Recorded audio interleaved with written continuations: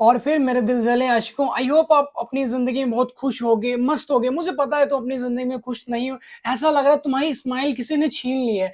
अब तुम नंगे इधर-उधर भाग रहे हो, भैया हमारी वाली भाग जाएगी, हमारी वाली बात नहीं करी। बहुत सारा कलेश चल रहा है तुम्हारी ज़िंदगी में, जिसके कारण से वही चीज़ तुम जो तुम्हारे पास्ट में हो, वही चीज़ें सोच-सोच कर तुम अंदर-अंदर घुट रहे हो। तुम्हें अच्छे से साँस नहीं आ रही, अपनी लाइफ़ को जी नहीं पा रहे हो। खाना-पीना सब तुमने छोड़ दिया, 4 दिन से तुम्हें बुखार पकड़ा, सूख के तुम चिमटा हो चुके हो। अब तुम्हें कुछ समझ नहीं आ रहा, चारों तरफ तुम्हारे अंधेरा-अंधेरा दिखाई पड़ रहा है कि भैया जाए कहाँ? तो बंदी भी चली गई, फ्यूचर भी चला गया, घरवाले बात नहीं कर रहे। तो मेरे दोस्त, अब तुम्हें जाना कहीं नहीं, भागना कहीं नहीं, अब सब तुम्हारे पास आएँगे। कैसे आएँगे? वो ट्रिक मैं बताता हूँ, वो चीज़ें तुम्हें समझाता हूँ।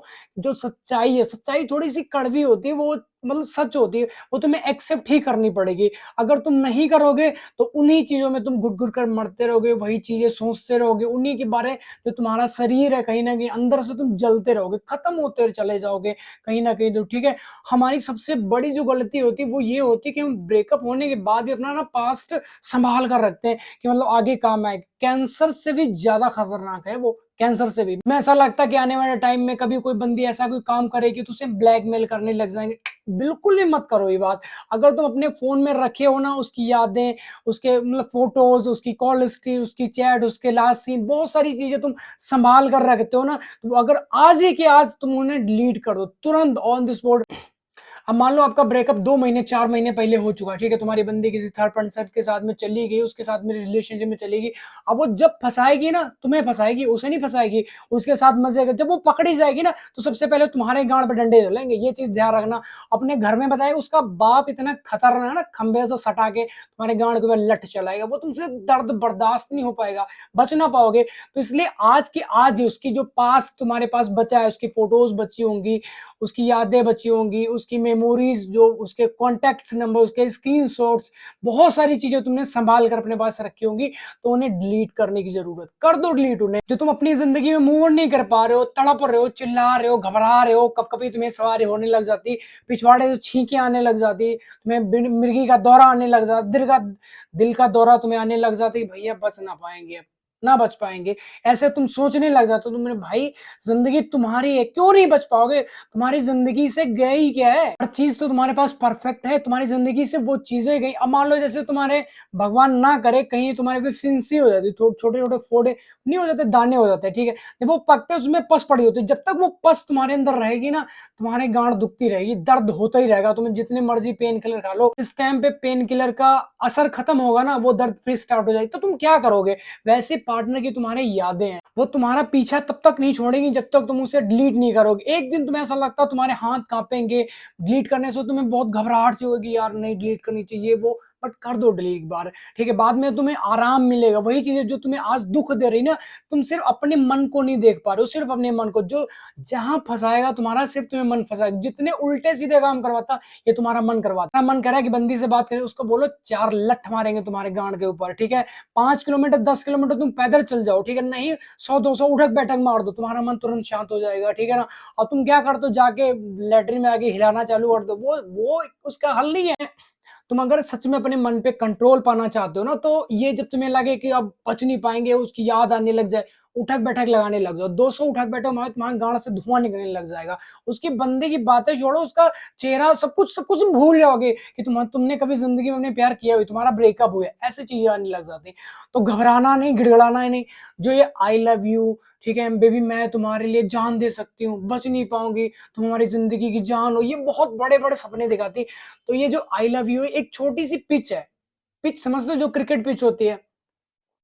ठीक है? अब किसी खिलाड़ी को देखा कभी एक ही पिच के लिए रोते हो? नहीं भैया हम लखनऊ में जाके खेलेंगे, हम हैदराबाद में जाके खेलेंगे। नहीं वो कहते हैं वो ठीक है, उनको जहाँ पे मिल गया वहाँ पे जाके खेल।